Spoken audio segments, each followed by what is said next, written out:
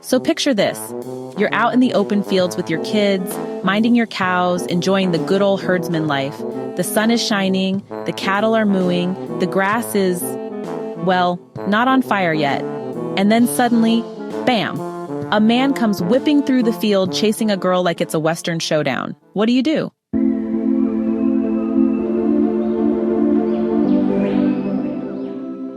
Well, if you're Mai Sunsaye, leader, healer, family man, walking pharmacy of traditional medicine, you do what any decent Fulani elder would do. You trade your cows for the girl and tell the whip wielder to take his nonsense elsewhere. And just like that, Fatimeh, the girl in question, is free. Problem solved, right? Wrong.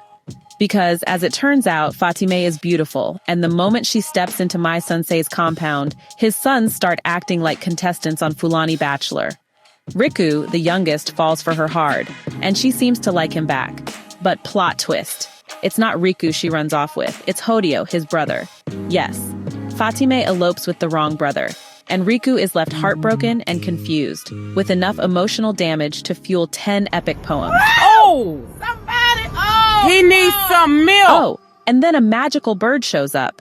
This bird isn't just a regular flying featherball. No, this one is cursed.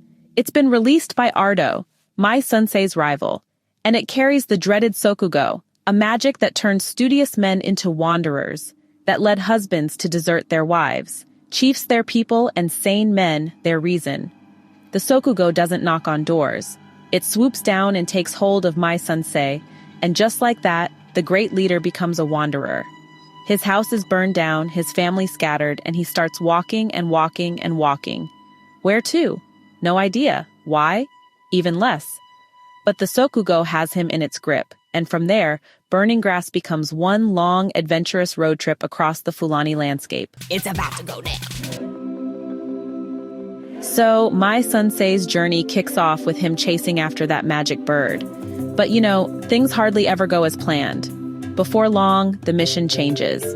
First, he's searching for his son, Jala, then for Fatimeh. And eventually, it just turns into this desperate quest to somehow stitch his broken family back together. He makes his way through Old Chanka, then New Chanka, and just when you start thinking, well, maybe things will calm down, life goes and throws another banana peel his way. Rikku, the poor heartbroken son, sets out to find his father. His mother and sister aren't far behind, so now the entire Sunsaye household is basically playing tag all across the savannah. Meanwhile, Fatimeh's gone through quite the transformation, let me tell you. She's not just a runaway slave anymore. She's become a Fulani legend. She only wears white, moves with a lion, owns her own herd of cattle, and only travels in the evenings. If that's not the Fulani Beyoncé, honestly, I don't know what is. At some point in her journey with Hodio, Fatimeh crosses paths with Jala. But then Shehu's men, remember him, the terrifying master she escaped from, attack Hodio. He fights them off like a proper Fulani warrior, but they manage to recapture Fatimeh. Just when we think it's the end of her story, she escapes again and becomes even more mythical. Eventually, Mai Sunsaye reunites with Fatimeh. And guess what? She's the one who cures him of Sokugo. Yes, the same girl whose freedom started this entire saga, the same girl who eloped with his son, becomes his healer. Life really is a circle. From here, Sunsaye doesn't slow down. He meets Rikku, who helps him challenge Shehu's power. When Rikku gets arrested in Kantuma while fleeing his demons, and probably looking for meaning in his life, Mai Sunsaye and Rikku take on Shehu and his men to save him. But we're not stopping there. There's no time to rest. Sunsaye must still deal with Ardo, the same man who set the cursed bird on him. Ardo is not just a rival, he's a political problem. But in true Sunsaye fashion, he faces him head-on. He doesn't just fight to win. He fights to restore unity and lead the people of Dokkan Toro once again. Somewhere in all this chaos, Sunsaye also arranges Jala's marriage. That should be a happy moment, right? But nope, Jala runs from manliness, literally. Another mini-exodus. The book I'm talking about is Burning Grass by Cyprian Ekwensi. And yes, it burns fast. It's 118 pages of relentless movement. You're barely recovering from one twist before the next gallops in on horseback. It's a quick and fun read, but, beneath the action is something more grounded and meaningful. What makes this story special is how vividly it captures the life and culture of the Fulani herdsmen. Ekwensi doesn't just tell a story. He builds a landscape. The dust, the cattle, the tents, the long treks, the code of honor, it all pulses through the pages. You can almost hear the hoofbeats. This story portrays the life, struggles, and travails of cattle herdsmen and their aversion towards city life and its sedentariness. These aren't just characters, they're embodiments of a way of life that resists modernity. And yet, through Sokugo, Ekwensi cleverly introduces the idea of restlessness, the urge to roam not just physically, but spiritually. And this Sokugo isn't just fantasy, it's a metaphor. Think about it, a disease that makes people abandon their homes, that strips leaders of purpose, that unroots whole families. Sound familiar? It's the modern condition dressed in Fulani robes. Sokugo is ambition, anxiety, escapism, midlife crisis, wanderlust, all rolled into one. But don't get me wrong, this isn't a brooding, philosophical novel in the traditional sense. The enjoyment of the book is in the narration. It's fast-paced and thrilling. Even when you suspect what's coming, it's fun to watch it unfold. And you will find yourself rooting for Mai Sunsaye, hoping he makes it out of this magical mess in one piece. Because yes, he's a medicine man, but one is tempted to ask which great medicine man cannot fight Sokugo charms or even show any form of magic whiles on his journeys. But that's the beauty of it. He's a flawed hero. He doesn't have all the answers. He's wise, but not immune. And maybe that's what makes him real. A few things stood out to me thematically.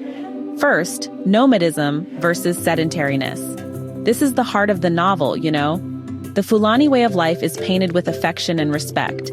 There's a pride in movement, in being unattached to place. The city, in contrast, is something to avoid, a threat to identity. Second, restlessness as illness. Sokugo isn't just a magical illness, it's also a cultural comment. There's a fine line between freedom and rootlessness, and between ambition and obsession. The novel explores just how easily that line can be crossed. Third, tradition and change. From Fatimeh's transformation into legend, to Rikku's emotional breakdown, to Jala's rejection of adulthood, there's this recurring tension, between holding on to traditional roles and finding new paths. Even Mai Sunsaye is forced to confront things he just can't explain or control. Now, a word about the man behind the tale, Cyprian Ekwensi.